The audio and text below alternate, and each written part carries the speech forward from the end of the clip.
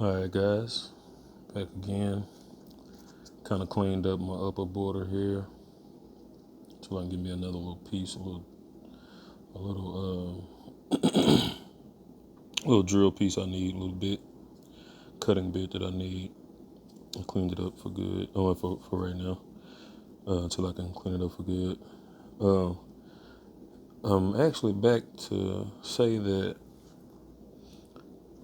these factory Glock sights are, I'm guessing, reversible.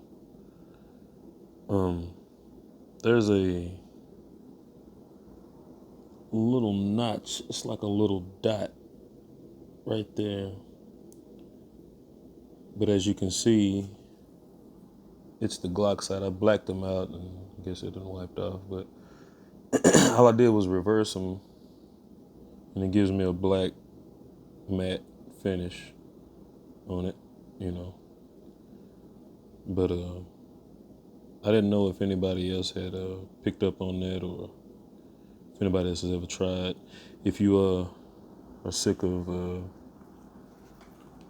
using the ordinary Glock sights, all you do is just remove them and just flip them around.